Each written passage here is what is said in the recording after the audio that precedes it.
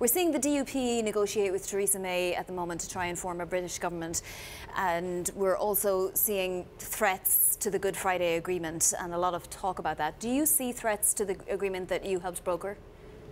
Yes, of course. Peace is never certain.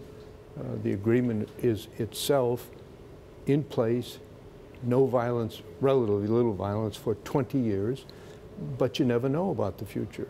And people have short memories now that the conflict has been over for a long time. So I think, yes, we have to take great care. Look, the May decision to hold this referendum is a good example of a principle which I believe in.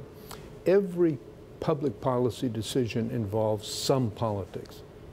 But when you make a decision that's 100% politics, it almost always goes wrong substantively and politically. And that's what happened in that case. That, I think, is what's happening in Washington on the health care bill. These decisions are being driven by politics, not by policy. And I think that in the case of the UK and Brexit, the decision must be respected. It was a democratically taken decision, but I think it's a disaster, and it will be especially a disaster for Ireland. Ireland's economy is deeply integrated into the economy of the United Kingdom, part of which is, of course, Northern Ireland.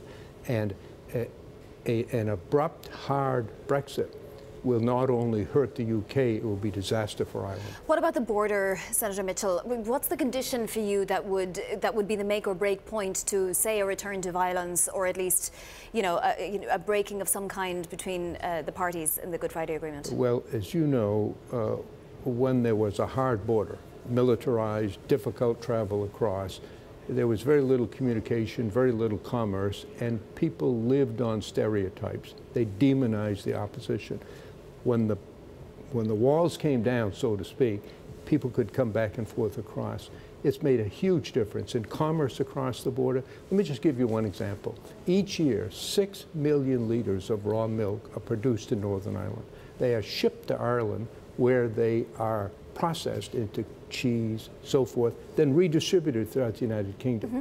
All of that will change, and the commerce will change, and the attitudes will change if the border is resurrected. If there's no hard border, will everything be okay?